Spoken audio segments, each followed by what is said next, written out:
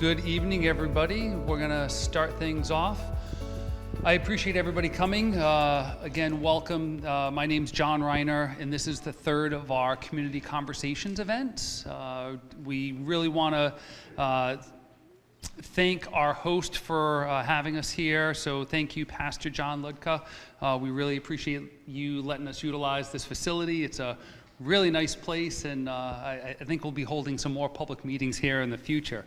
So again, these community engagement events that we're doing, these are being put together by our team from the Office of Planning and Development Services. And, you know, people ask, well, why are we doing these? We're doing these to engage with all of you. You know, we want to help make sure people are aware of some of the issues that are happening around town. We want to have conversations with you about these topics, and we want everybody to understand a little bit more about some of these things that are impacting their daily lives in Groton. We also want you to be able to respond in a really good way or know what you're saying when you post things on Facebook as well, you know, when you're commenting about things in the community forums. I was hoping for a laugh on that, but that one fell pretty flat. So, you know, again, these are not based around a particular plan or a project or a proposal of something that's happening in town, but more we're just trying to, you know, start the conversation on some of these issues. And we've been doing these around town in different locations, and we're trying to do it in not your typical public meeting. We realize and recognize that a lot of the typical town hall public hearings often become like a one-way conversation, or more kind of a listening without answers happening to it. And that's something we want to change a little bit of the dynamic of that. And not only are we doing these events where we have an expert from outside the community come and talk about this, but in addition, we've been holding kind of these continuing the conversation events at the Groton Public Library. Myself and some other staff have been attending those a little bit to just want to make sure we get volume good, to make sure that we can just sit around and talk and chat. So the next one of those is going to be May 1st from, I think it's 4:30 to 6 p.m. So if people want to come and just talk about some of the issues that come up tonight or some other things going on in town, I'd really encourage you to show up and come along. Before we go on anymore, I do just want to remind folks, there's food in the back, there's bathrooms out the door, both to the left and the right. Exits, we have some emergency exits there through the way you came in, as well as out there. If you go out this door, you can go out to either the left or the right. Tonight's agenda will be generally as follows. So our speaker, Dr. Donald Poland, will start first. We'll then, he'll go for about 30 minutes or so. We'll then kind of break out of this room. We have a lot of boards and stations outside where the food was, where people came in. We'll have a number of the staff from the office will be out there, and we want to get a little feedback from everybody on those. And then also we'll come back in here after that, and everybody got a card, a blue note card. If you have a question that is on your mind, write it on that. If it was something that you had before you came in or something that comes up, and then we'll have a question and answer session at the end, and what we'll do is we'll take those questions so we can kind of move through them quick. And we hope to have everybody out of here by about 7:15 or so. In addition, I just want to make sure I cover everything. You know, one of the reasons we're doing the blue cards there is not everybody's always comfortable coming up to a mic, and it also just kind of makes things speed along and go a little bit faster. And if we don't have time to get to all those questions, a great opportunity to come to those continuing the conversations meeting. We also have a lot of information out, if folks haven't seen it, on our Greater Groton webpage. We have some handouts when you came in the door on that, which is something to kind of check out. It's another way of how we've been trying to get information on a number of topics in town. So tonight's topic is housing. That's an issue that I think we've all been hearing about a lot in Groton. It impacts all of us and every day. We all need housing. And it's not just market rate housing, it's affordable housing, it's the how and why of the market dynamics and why things are kind of a little funny and crazy in what's happening with our housing market currently. And we want to talk about why it's important to you. And our guest speaker, Don Poland, is going to really get into that. And All of this is leading up to, in a few months' time, we're going to start working on the town's plan of conservation and development. That's our long-range document, our plan for what and how Groton will develop over the next 10 plus years. So again, just as we think about these things, we want to think about where and what do we want Groton to be in the next 10 plus years. So now on to our guest speaker. So Dr. Donald Poland here is a social and spatial scientist and a planner with over 30 years of experience in land use planning, economic development, housing, real estate, and community development. He has experience in both the public and the private sector, academic sectors, and he offers a really unique approach to addressing social, economic, spatial, governance, and policy challenges of creating and maintaining healthy, vibrant communities. Dr. Poland has been accepted as an expert witness in the areas of land use planning. He's a member of the American Institute of Certified Planners. He's a certified zoning official.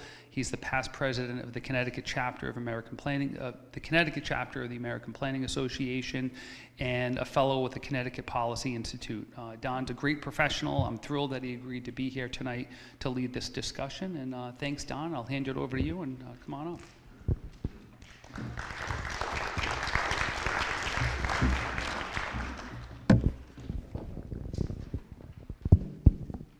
It's already on.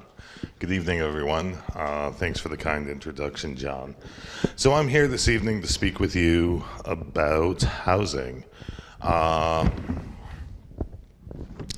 guess I'll start. It's kind of around housing and housing markets. And in the world of land use and planning, I kind of view it as we often talk about things in land use, whether it's housing or other, in the context of kind of wants and desires, what the community wants, what the community desires. And that's extremely important. But for me as a planner, I've always had this frustration of kind of running up against if what they want and what they desire does not match with what the market is doing or the market will allow, then a lot of the times those wants and desires will never be realized. And that's kind of the crossroads that my career has existed at. And tonight's presentation is more about the market side of things, and I will try and constantly tie it back to what's going on in Groton today. And there are a lot of interesting things going on in the market overall at a national level, but also at a local level.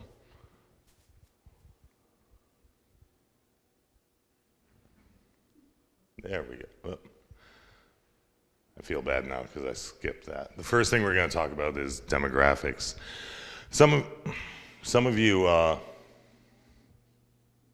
sorry, I'm getting used to the sensitivity of this, and there's a delay between when I click and when it moves. Okay, we'll try that again. There we go. So I was here approximately a month ago talking about demographics in detail, so I'm just going to touch on them very quickly as kind of a refresher. So we put together this kind of community profile that summarizes a bunch of demographic and socioeconomic aspects of the community.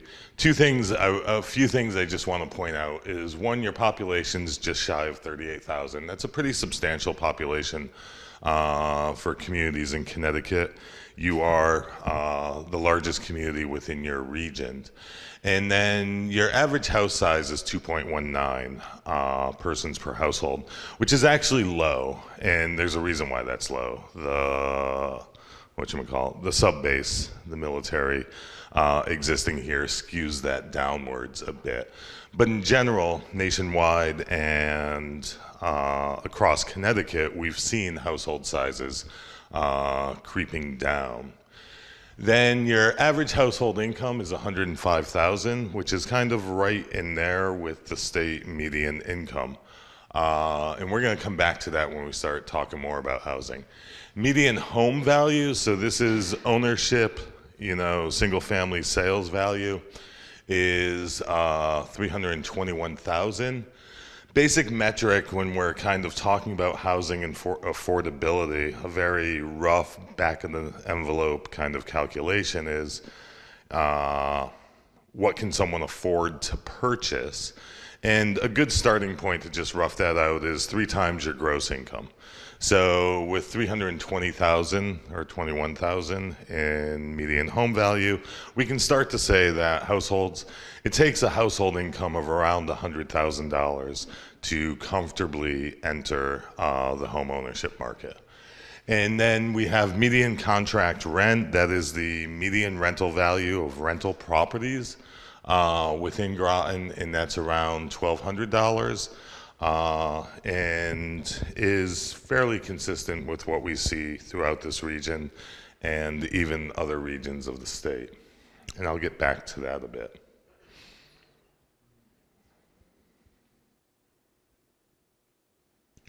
I'm afraid to press a second time.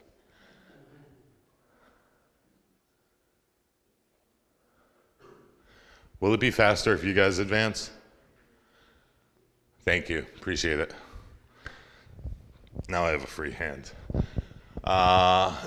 We also talked about kind of your population. I just want to touch on this really quickly. In general, you are aging and you are contracting. These tables show us the change in population between 2010 and 2020. The one on the left is adult population. Your adult population decreased by 1%. Your total population in the middle there decreased by 4%.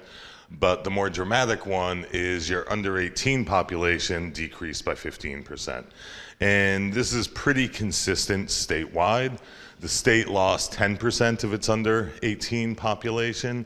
And also the loss in population of young persons directly relates to then your school enrollment declines since 2007 that have totaled about, if my math is good, about 1,100 enrollments lost within the school district.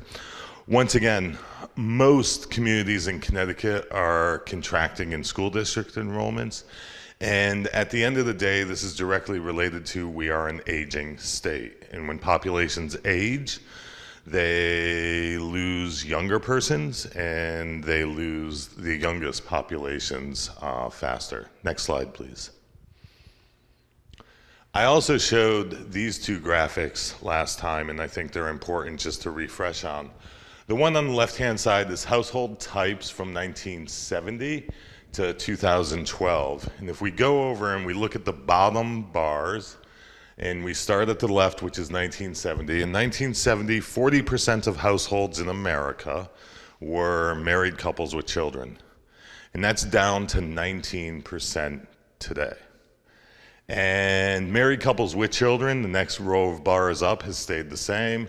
It's the other categories, other family households, but more specifically, men living alone and women living alone, that have increased the greatest. And the graphic on the right-hand side then shows single-person households at the bottom, all the way up to 5-person households at the top. And what it shows is from 1970 to 2012, and continuing to today, that single-person households have increased, and 2-person households have increased, and 3-, 4-, and 5-person households have declined. This means the housing market is changing.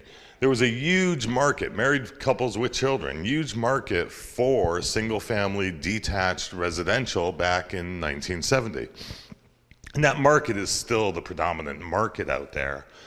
But with the rise of single-person and 2-person households, has created new demand for other kinds of housing stock. Single-family attached, townhouses, and then all the way into the larger multifamily development. Next slide, please. Next. So housing supply and demand. When talking about housing, I think there's a few things that should be understood. First and foremost, it's a commodity, and it's a different kind of commodity based on these characteristics. It's fixed in location. So I can take my truck out in the parking lot. I live in Cheshire. Whether I sell my truck in Cheshire or I sell my truck here, my truck's probably gonna have the same value. And I can move my truck from Cheshire to here. I can't do that with my house. So when you invest in a house, you're fixed in location. It's durable and long lasting. Those pictures on the right, the house up top dates back to the late 1700s.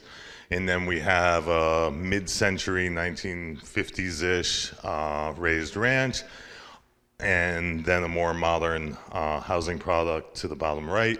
Those three housing products are competing with each other. My truck will not be here in 200 years. My phone as a commodity will not be here, this one probably in about 3 months. But you get the point. Housing is different as a commodity than other kinds of commodities. It's also temporal. It was built at the very moment in time to meet the consumer needs. I grew up in a 1,000 square foot, 3-bedroom, 1-bathroom, 1-car garage, quarter-acre lot. My mom still lives there.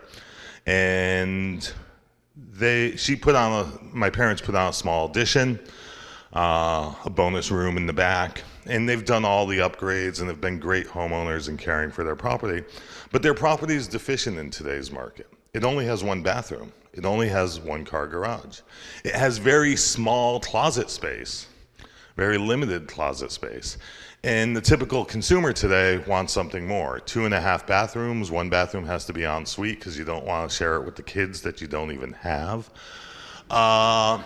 And, you know, it needs to have large closets. There needs to be a walk-in. It has to have at least a 2-car garage.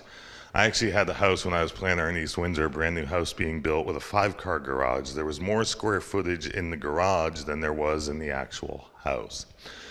But hopefully you get the point.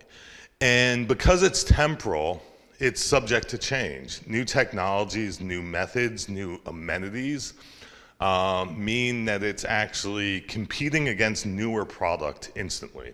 And it's always at risk of becoming functionally obsolete. Next slide. If we're talking about markets, we also have to talk about demand drivers. What drives demand for housing? The number one demand driver is jobs. If jobs are growing, increasing, then most likely population's increasing. Most likely there's new household formations, that is, people being attracted to those jobs, and therefore you have demand. The reverse is also true. When you think of a place like Detroit, right? Ford moved its factories away, thousands of jobs go away, and then what happens? The housing market collapses, and there's, 40,000 vacant housing units in Detroit today.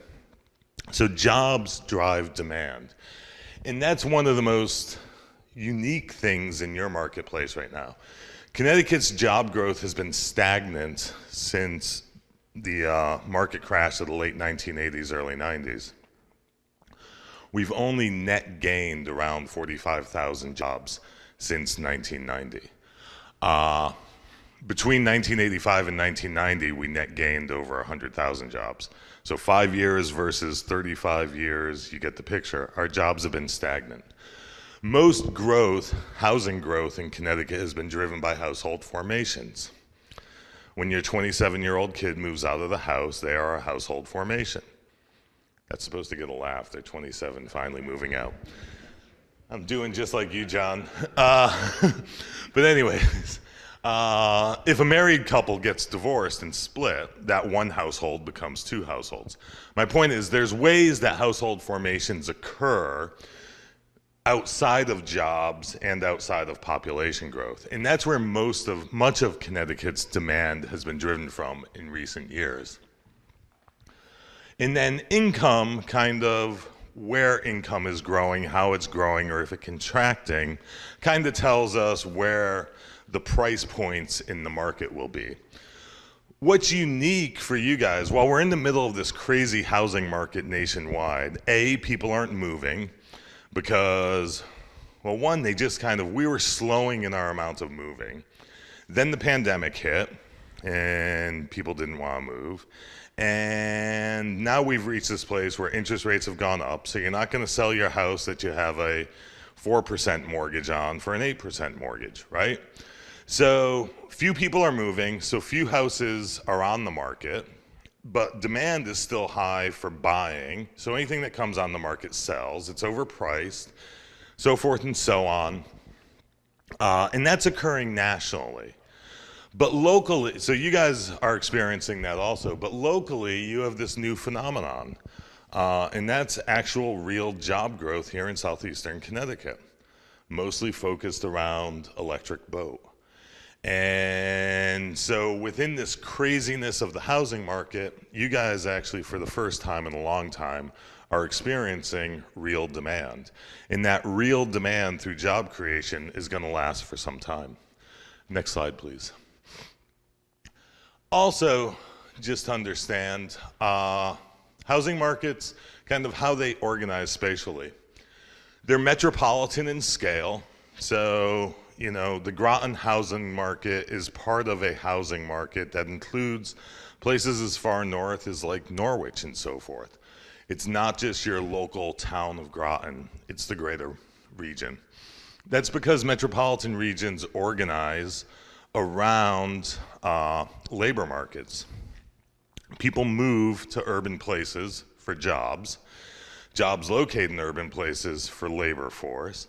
Creates a symbiotic relationship. And ultimately, housing is where jobs go at night. So we locate proximate to jobs, and then the market ends up being spatially organized.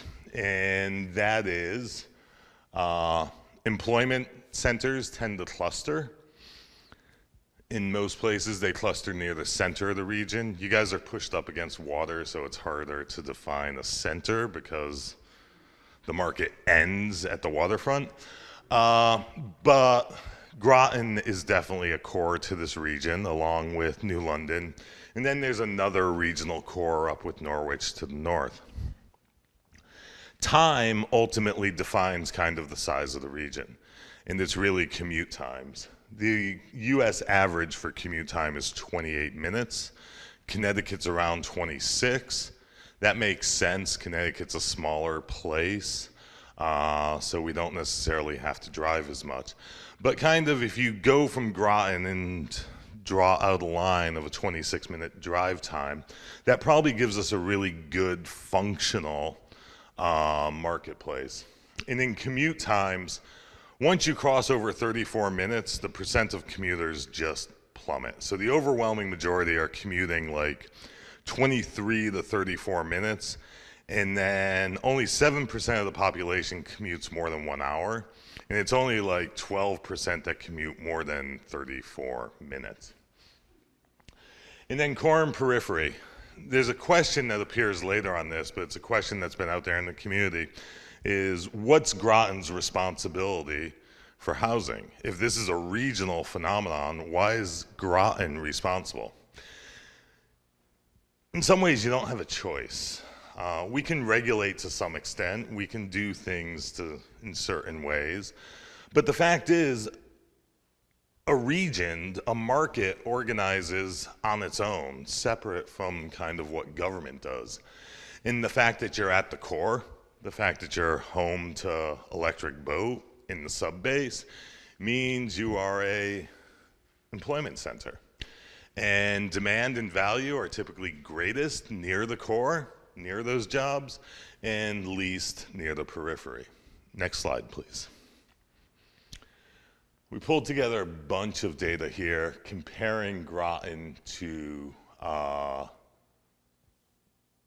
the region, the Norwich, New London region. And I'm not going to go through these details. These slides will be available.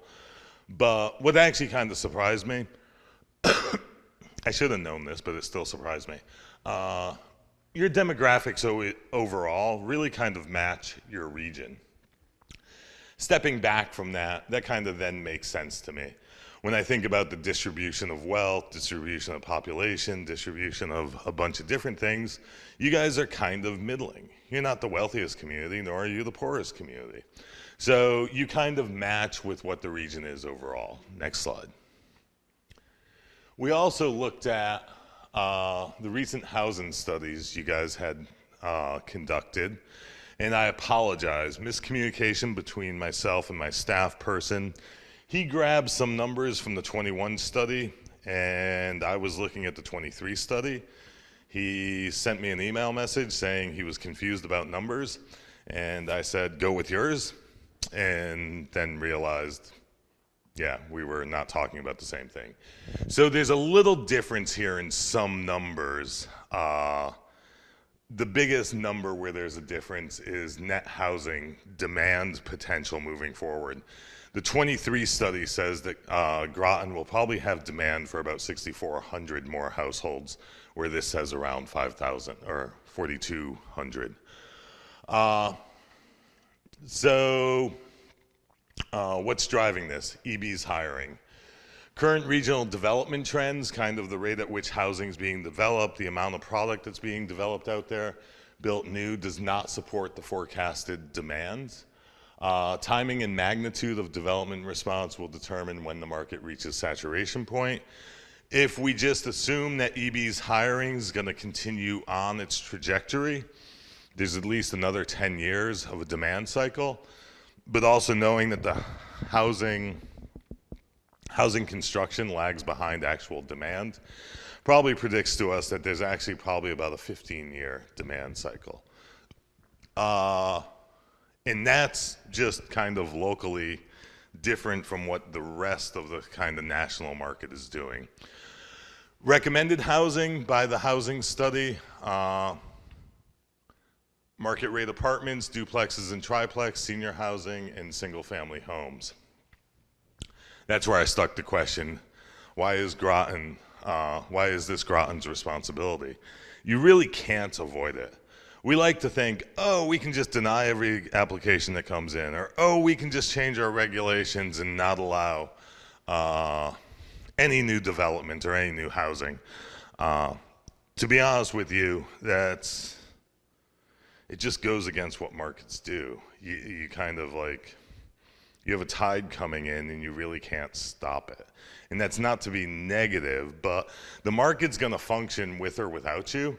And that means there's probably negative consequences if you overly resist the marketplace.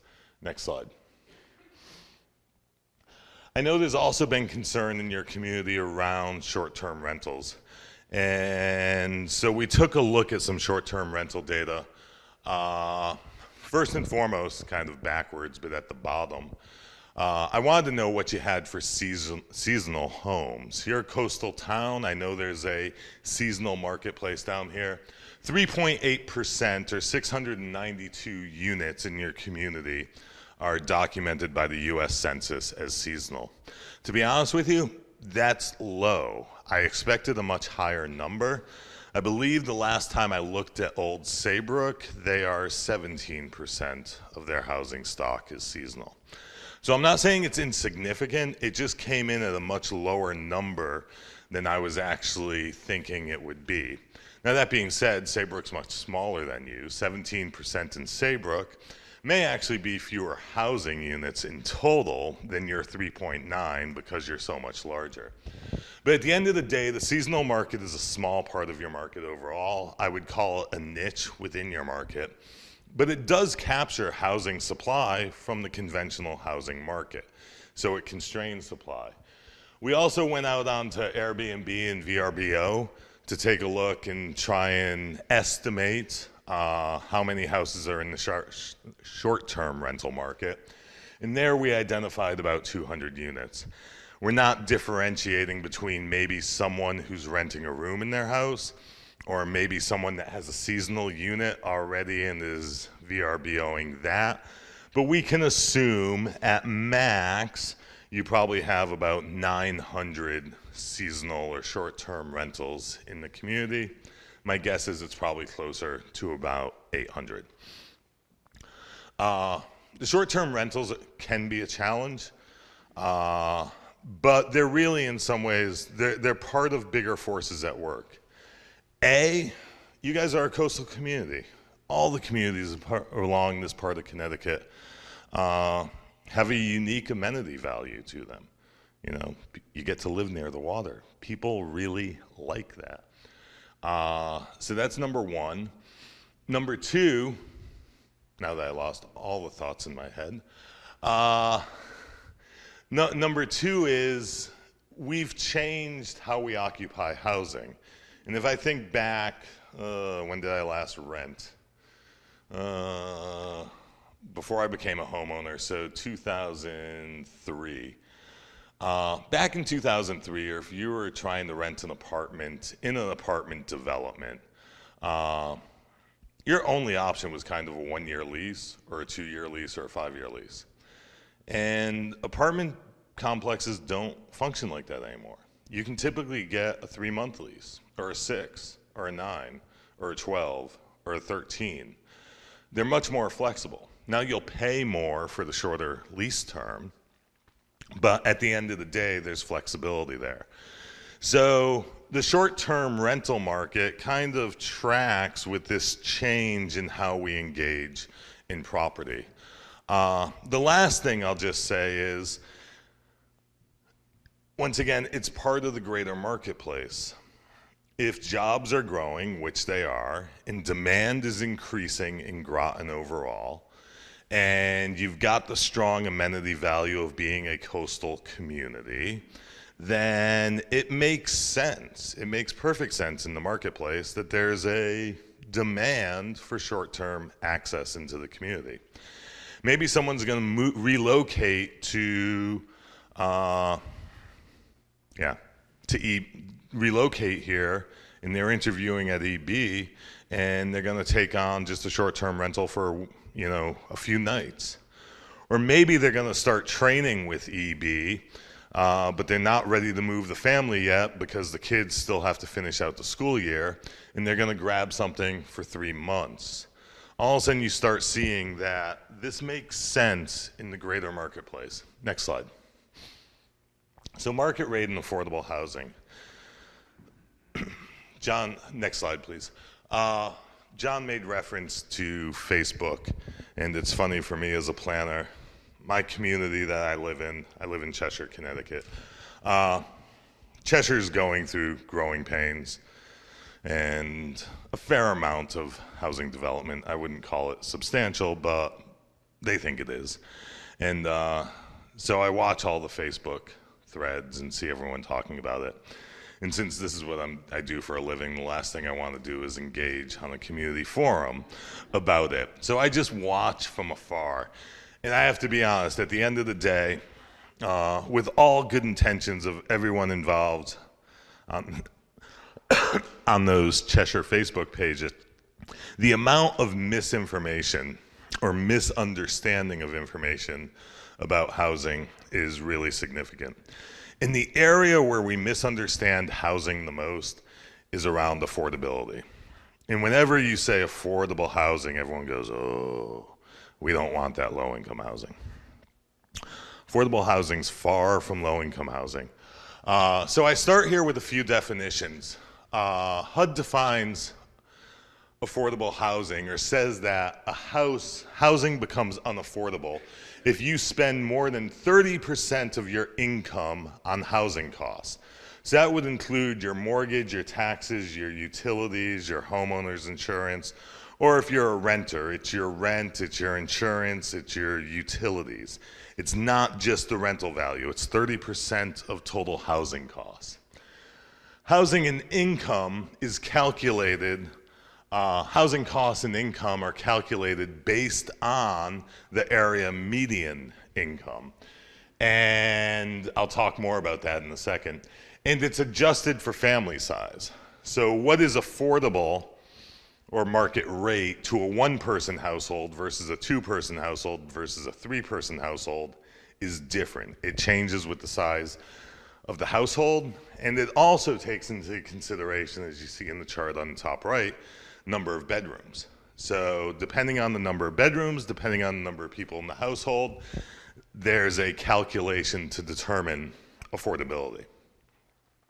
Basic calculation on this chart on the right-hand top right, affordability calculation, 4-person household area median income equals $114,000. So for a 4-person household, 114 is the area median income. 80% of AMI is $91,000. That means your housing expenses can total $2,284 a month. That's total housing expenses, not rent specifically, but that full package.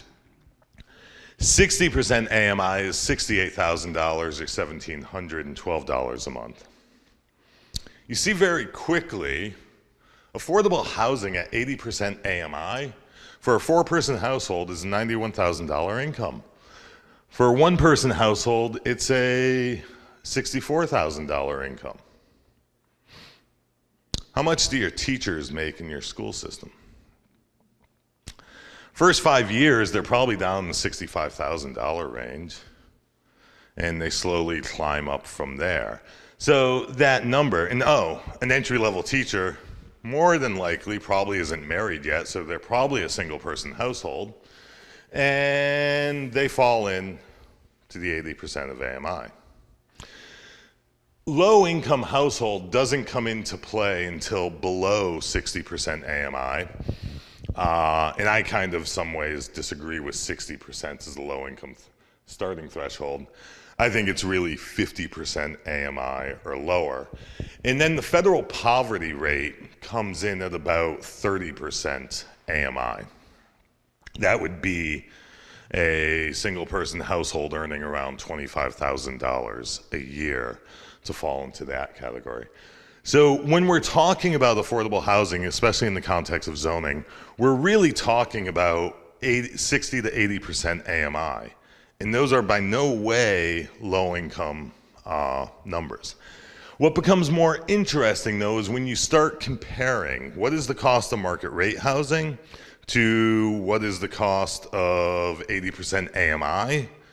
And go to the next slide, please.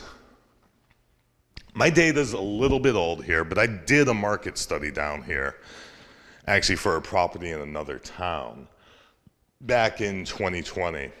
So my rents, I recognize, are lower than they would be today. We've seen growth over this period.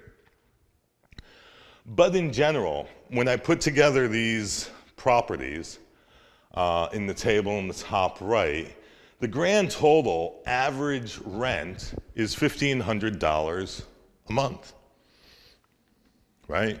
15 times 10 is what? 15,000. Add 33,000 more to that. That's $18,000 a year in rent. So kind of talking $20,000 a year in household costs. And all of a sudden you see that's actually kind of affordable to a household earning $64,000 or $91,000 or $64,000 a year. The fact is market rents are really close, especially in the studio or efficiency in 1-bedroom sector, are really close to what 80% AMI is. Now, when you drop to 60% AMI, then market rents truly do become challenging. That affordability definitely kicks into that equation. The other thing is new housing. New housing is always more expensive. So once again, these numbers are a little bit dated. I'd boost them a little bit. But if we have an efficiency up top there on average at 1164, a new one would be 1265. A 1-bedroom up there at 1300. A new one, newly constructed one at 1600. New housing is always more expensive because it's the most modern, competitive product. And people move up into it. They want that new product. There's more demand for that new product than maybe that old product. Put all the money aside, all the dollars and cents aside, the thing that scares me the most or keeps me awake at night in the work that I do is that last column on the right. Average of average age. Oh yeah, we average the average. Anyways, look at that.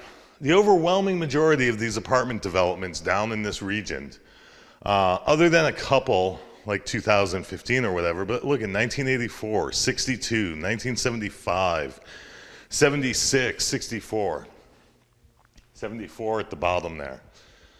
Our housing stock is old.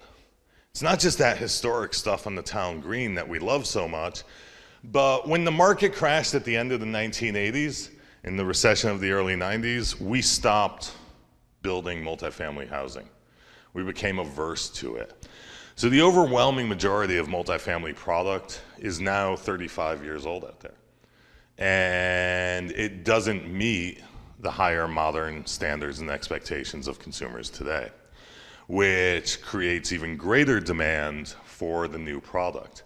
People want the 2-bedroom apartment with 2 baths, two bathrooms, one of them being en suite and the walk-in closet. And you can't find that in the 1970s, 1980s, or 1990s, or even an early 2000s product. So new product becomes really competitive. Next slide.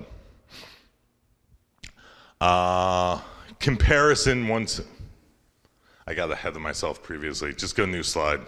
I was going to do that comparisons. It's also been this question of kind of what does housing look like, or what does affordable housing look like? This is what some of the housing product in Groton looks like today. Multifamily and single family there in the bottom right. Next slide. And this is these are 4 recent developments in the greater Hartford region that I've been involved in. By recent, I say past 7 years. Some of these have affordability components to them. 2 of them do, 2 of them don't. But this is what new multifamily looks like. Next slide. Impact of housing on existing housing. Next slide. One of the biggest complaints I hear, whether I'm working for a community or working for a developer, is that the new housing is going to diminish our property value. So if you build that apartment building near my single-family house, you're going to diminish my property values. There's essentially 20 years of research. I cite 3 well-respected academic studies, one from MIT, one from the University of Utah, one from Virginia Tech, and they all find the same. The MIT one, in all 7 communities, this was 7 communities around Boston, all these developments included affordable housing. In all 7 case study towns, led us to conclude that the introduction of large-scale, high-density, mixed-income rental development in single-family neighborhoods does not affect the value of surrounding homes. The fear of potential asset value loss among suburban homeowners is misplaced. I selected 3 studies. I've got 20 more of these that all say the same thing. Virginia Tech actually then looked at, well, why is this? First and foremost, new construction serves as a potential indicator of positive economic growth. Development occurs where there's economic activity. It doesn't occur where there isn't. So it's a positive indicator to the market when people are driving around and seeing things being built. Second, new apartments increase the pool of future home buyers for current homeowners. If there's more people in your community, more people in your region, then when you put your home up for sale, there's more people more likely to be interested in it. Demand is higher for that purchase. And third, apartments with mixed-use development often increase the attractiveness of nearby communities as providing more housing and amenity choices. I take this a step further because they're talking about mixed-use developments, housing and commercial together. I like to use the phrase mixed proximate. Housing just needs to be near those amenities, near retail, near offices. It doesn't have to be on the same site to be called mixed use, but mixed proximate will have the same amenity value. Next slide. This is a study I did as part of a town's plan of conservation development. This is the town of Ellington.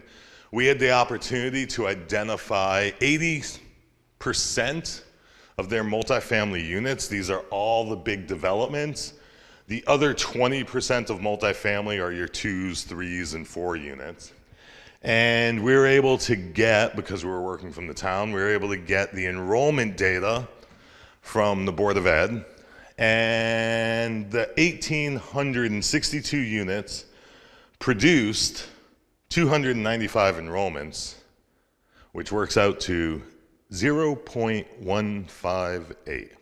So 0.16, that means you're getting less than one enrollment per per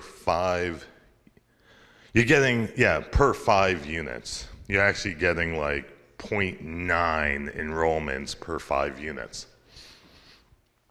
Multifamily housing, especially larger apartment development, does not produce a large number of school-aged children. Next slide, please. South Windsor, since 2016, they hire a consultant every year to evaluate their enrollments. The Board of Ed does. And they track all new housing development. And what does this new housing development generate for students? And what does this one? And they do it year over year. So I have data from 2016 to 2023. And single families, 1.06 enrollments, 0.086 enrollments. Condos, owner occupied, 0.2 enrollments. Single family, 1.02. So the owner occupancy is generating near or below 1. And then when you look at the apartments, 0.18 and 0.17. And actually, I've done dozens of these studies over the past 15 years. And basically, I can confidently say when an apartment development has 1 and 2 bedroom units, it's 0.2 or lower that it generates for enrollments. Now, that being said, you've lost 1,100 enrollments in your school district. You could probably benefit from adding some more of those students back. Next slide. So what's the town's role? This is complex. Next slide.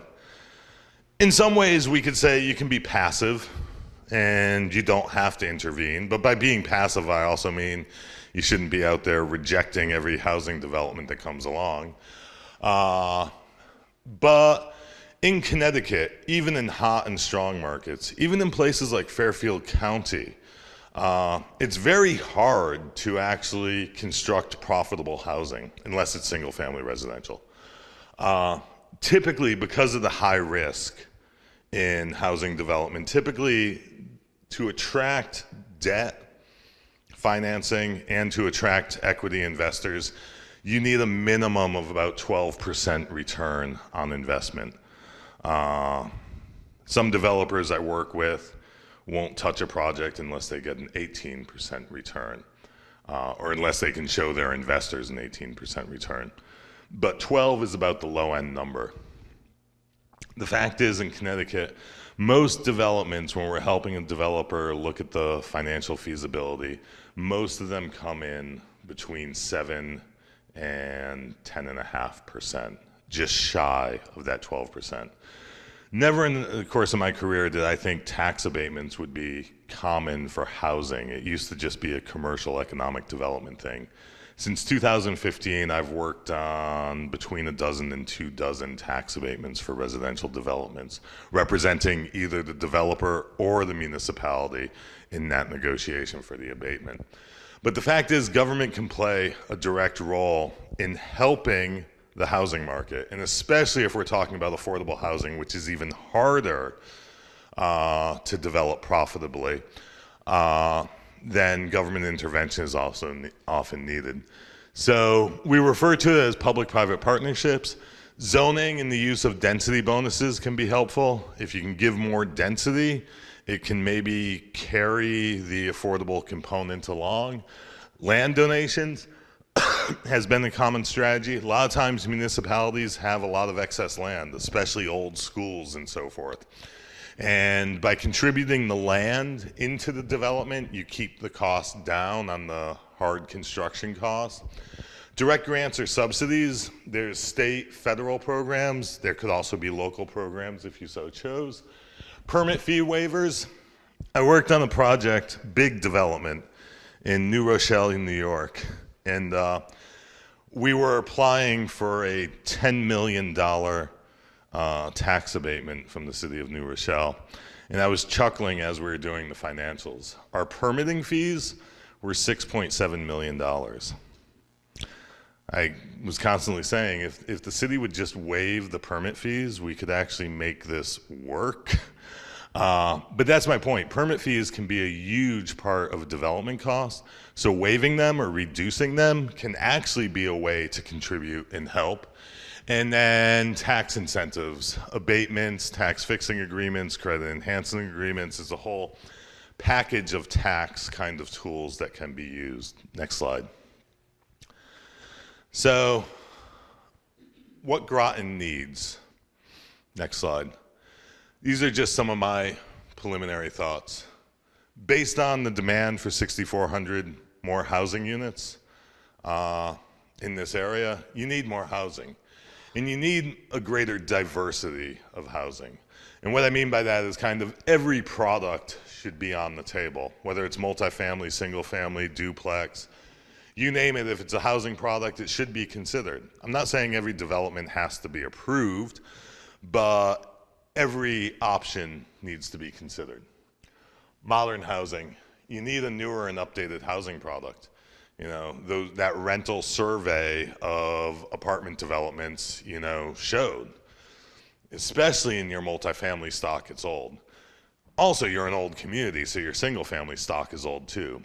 The one good thing is homeowners continually, most often, invest in their properties, so they've been upgraded. They may be 200 years old, but they're still more modern than 200 years old.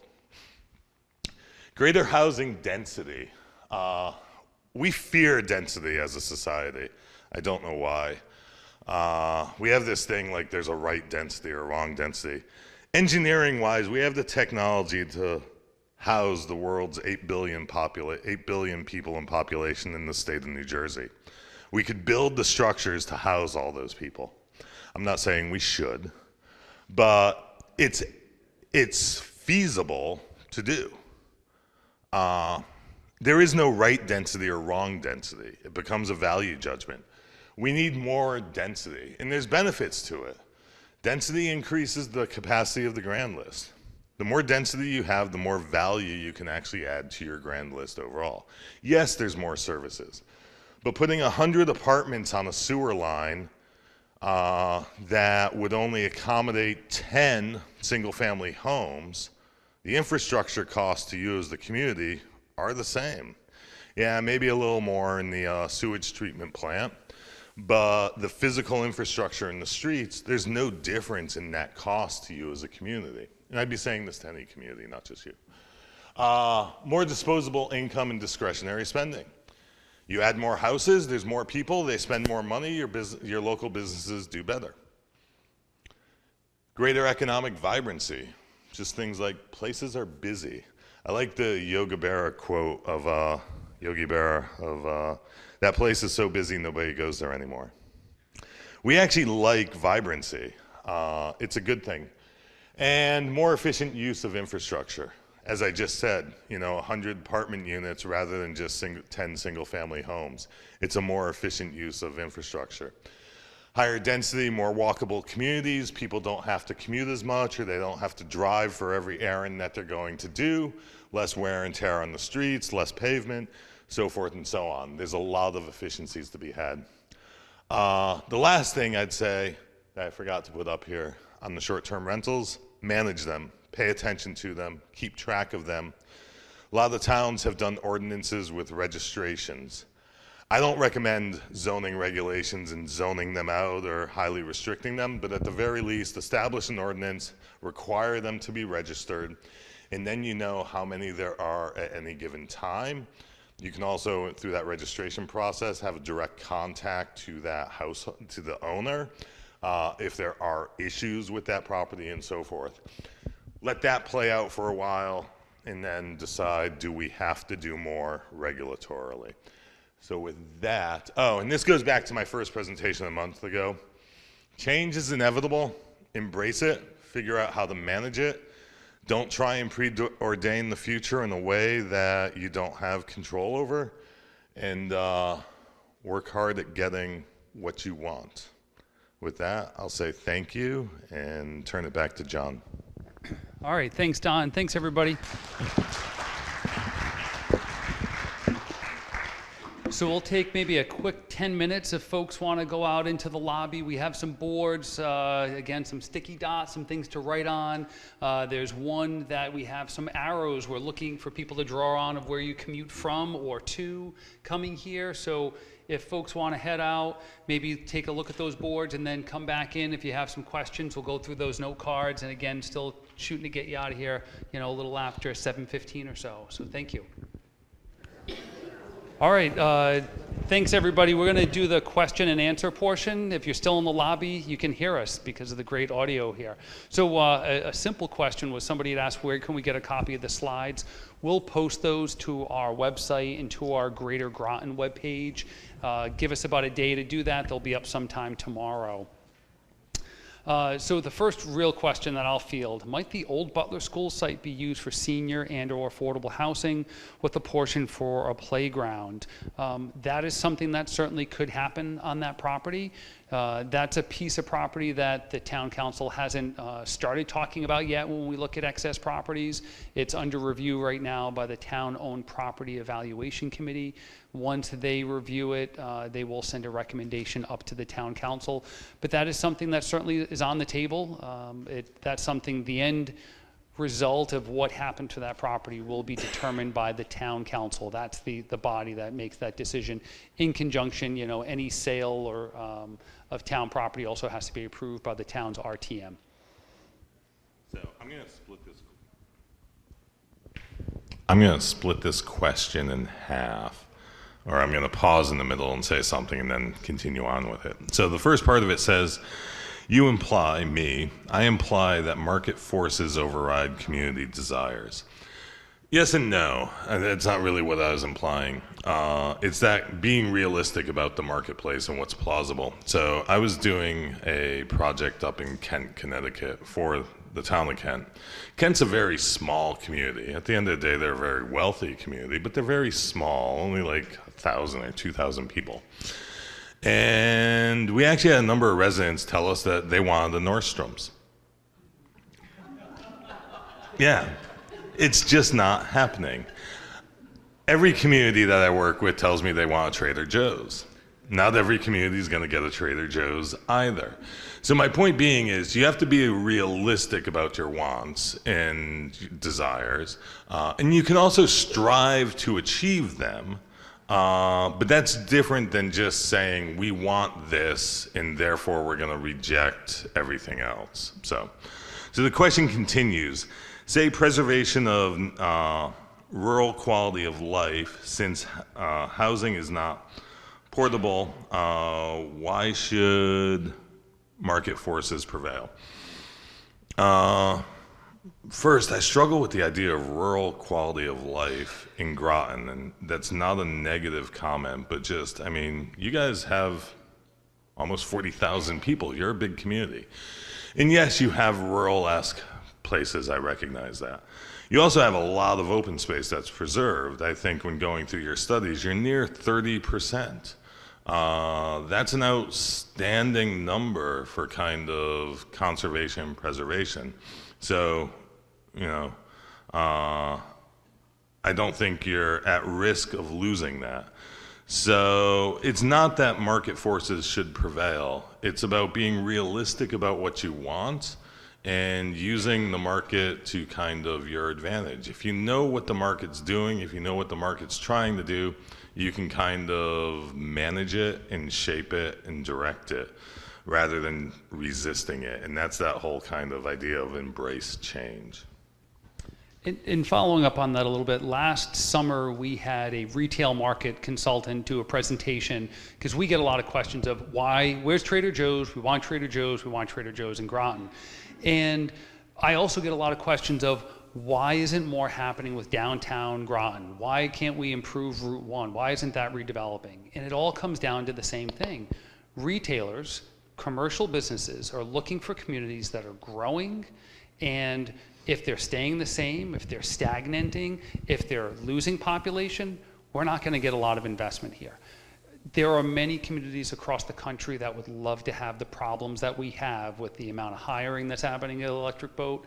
So we have tremendous growth pressure, We just have to manage it. So that presentation by our retail market consultant is on our webpage. It might be either on the Greater Groton page or the town's economic development page, but that was a recorded presentation that he had done.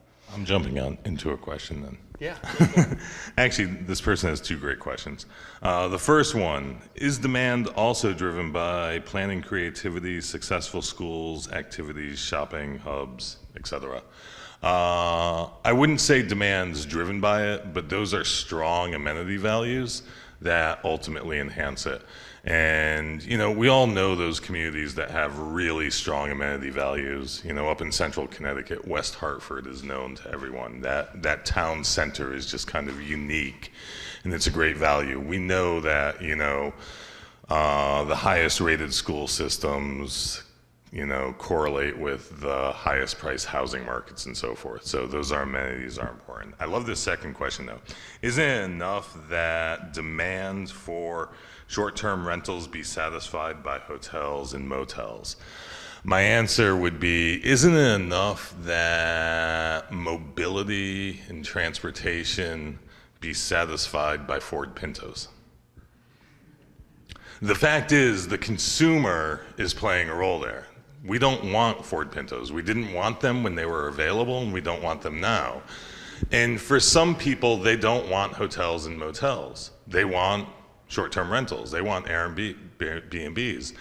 Maybe it's because they desire to have, washer and dryer hookups, or washer and dryer do laundry while they're on vacation without going to a laundromat or pay for it in a hotel.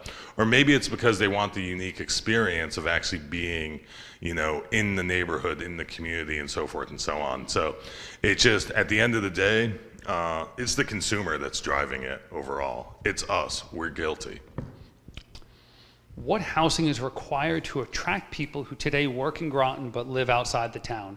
So I think to Don's point, it's all housing types. We have a great need for 6,400 housing units. We need multifamily housing, we need single family housing, we need duplexes, triplexes, quadplexes, the whole range of the market. That, accessory apartments, people need housing for all household types, formation of households. As Don said earlier, if you can think of it of a housing type, that need exists in Groton. The market will dictate a lot of that, and the demand that we have. We talk to an incredible amount of developers who want to build here. This is a great question. Putting aside zoning regulations, why can't we build some smaller houses? You then mentioned a bunch of developments that I'm just not familiar with. And then you go on to say not everyone can or ever will be able to afford a McMansion. I think there's a few things to that. One is, I do think there's a niche market for that small house segment. The only problem is your existing small houses are filling it, right? If someone wants a small house, they can buy one. There's many of them out there that were built decades ago. That's one. Number two, it's costly to build small houses. It's as costly as building large houses per square foot. It could be costlier because some loss in economies of scale.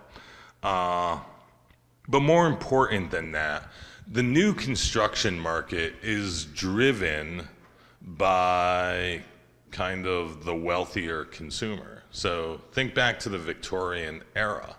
Why did we have all these big, gorgeous Victorian homes? Because that was basically the top 10% of the population that could actually afford to hire an architect and a builder to build them a home.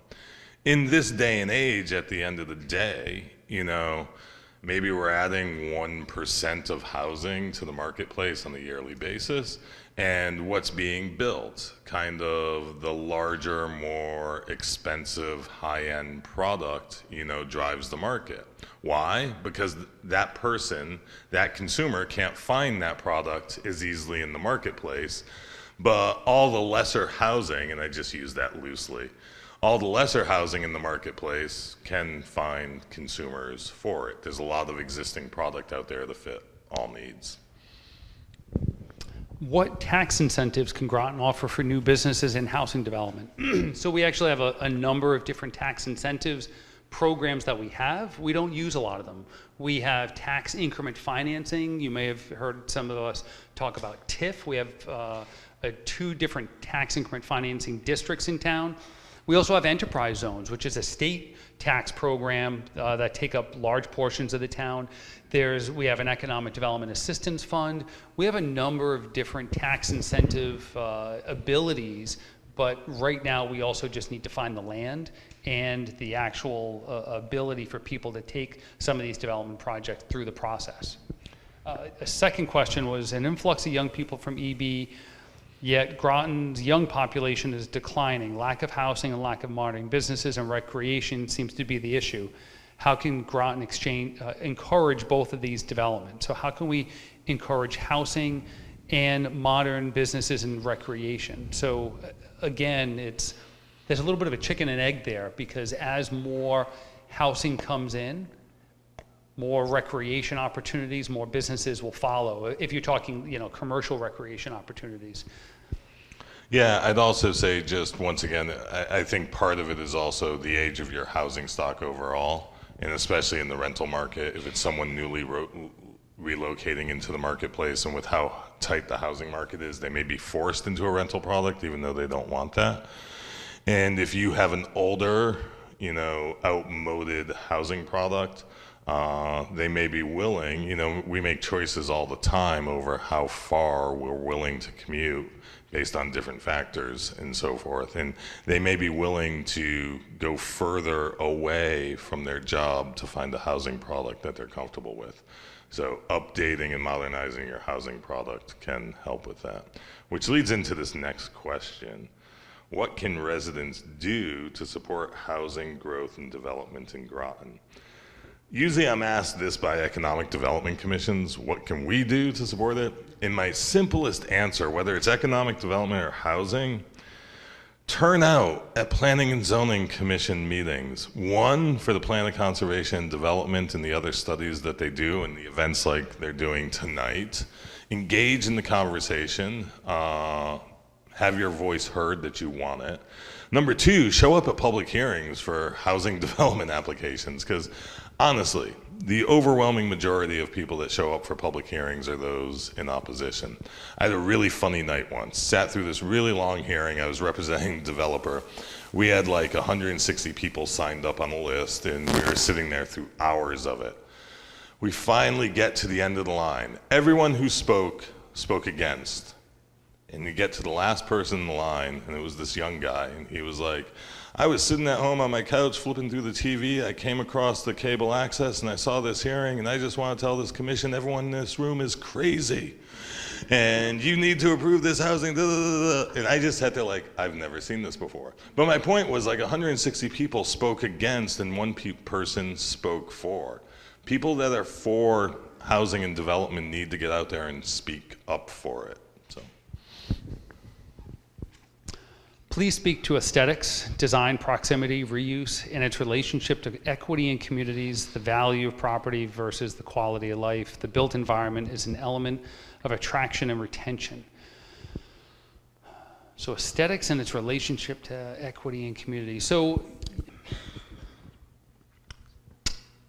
one of the studies up there, I can't remember which one, I think it was the Virginia Tech one, actually did have a metric for design. And they did qualify at one point that quality design in both architecture and landscape was measurable as an impact on value for proximate properties. That where quality and design were poor, that values realized proximate were lower and so forth. The only thing I struggle with that, so I can say a study did quantify it, but it's so subjective. What is quality design? I've been doing this 30 years, I'm still not totally sure. It's a value judgment. But I think at the end of the day, communities and commissions really need to push for that stuff. When I talk about, I often tell communities, decide what it is you want, zone for it, make it easy, and so forth. Design's one of those things. Kind of set the standard, set the bar, and push the developers towards it. Get as much as you can without running them away and without outright denying. But when you're going to approve a development, get the best aesthetics and design quality you can. Push on that. I'm all for that. Oh. That was my question. You answered it. Oh, That's okay. sorry. You want mine? No. What does Groton Council PZC need to do to guarantee that all new housing development and complexes include a percentage of deeply affordable units? That is an outstanding question. This is one of my frustrations in the debates and discussions around affordable housing. Because what's being discussed and debated is 60 to 80% AMI. And as I showed you, that's not affordable housing, that's middle class housing. And that's where we get up in arms. God forbid you're gonna build a bunch of 80% AMI affordable housing, and it's really kind of sad. The greatest need for affordable housing is below 50% AMI. And truly the greatest need for affordable housing, quantifiable in units and households, is below 30% AMI. There is no way the marketplace can provide that. So inclusionary zoning provisions that say a development needs to provide 10% of its units as affordable, that can work at 80% AMI, that can sometimes work at 60% AMI. That will tank the financial feasibility at 30% AMI. And this is the whole thing.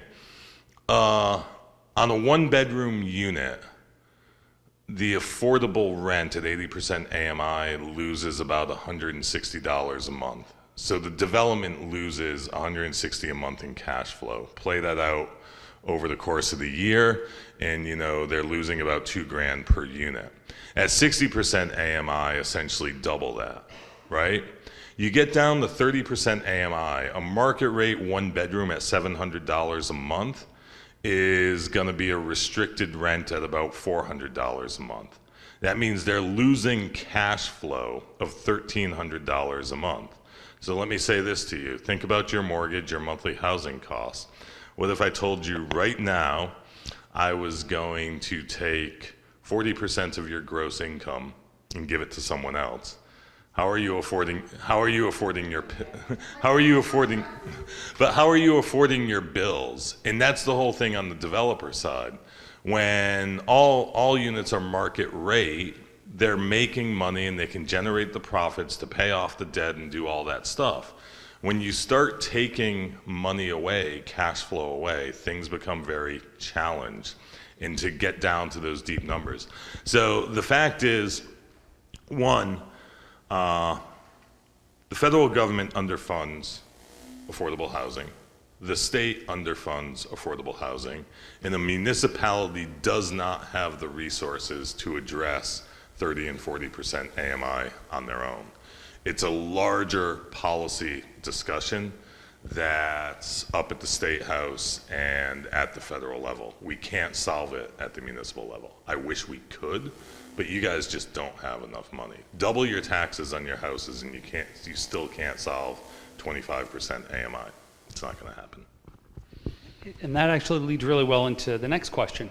There are a growing number of unhoused and previously housed persons and families in Groton. Asset limited, income constrained, employed, and unemployed. None of the housing discussed tonight addresses this. Why? So again, that's where subsidy is needed, or more homeless shelters are needed, and that's a much bigger discussion, a much bigger question is, where does the funding from that come from? And that's what this question is. What is the plan for low-income housing?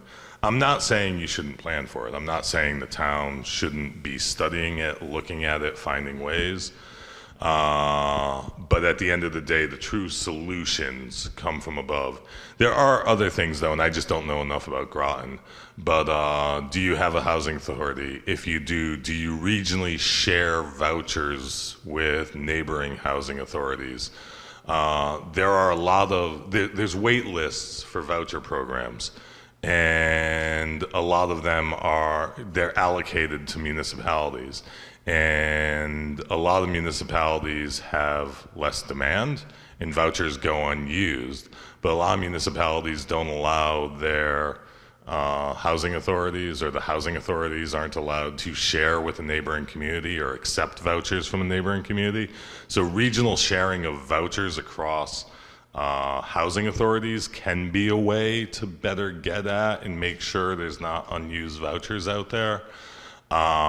Investing in your housing authority, trying to find ways to build new housing authority housing is another way, but it's going to continue to be an uphill battle.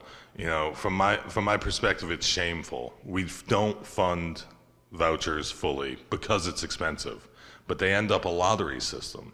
So 50% of the people that qualify for vouchers can't actually get them. And that's, if you want to get at that low income population, things have to change above. I'm out of questions. I'll take We're one down minute. to 2. Yes. I think. What steps is EB taking to assist the town in providing housing for these potential new hires? Pfizer continues to lay off lots of empty buildings. EB could purchase to turn into housing as the town approach general dynamics about this. So there's a tricky one. We have talked to Electric Boat.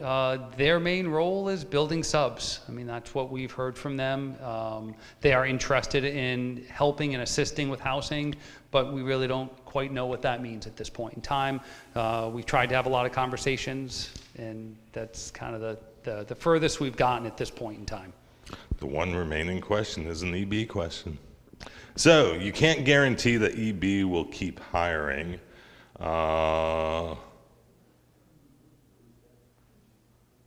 Members large, I'm missing this word, I'm not making it up.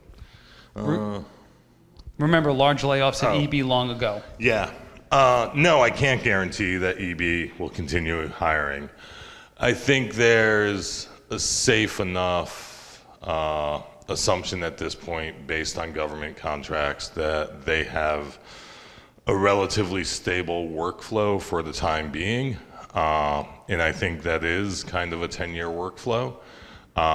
You have to continually monitor it. Yes, the feds could cut funding to unbuilt submarines. That's always a possibility. But sometimes you have to have a bit of faith. And right now, I mean, I don't gamble, but I think a 10-year horizon of growth is worthy to consider. And even if you take EB out of the equation, I'm still confident you have demand for housing. I'm confident Connecticut is undersupplied. And it goes back to, I talked about this last time, it goes back to the shrinking persons per household. If you go back to like 1950s America, we'd be close to like 4 persons per household.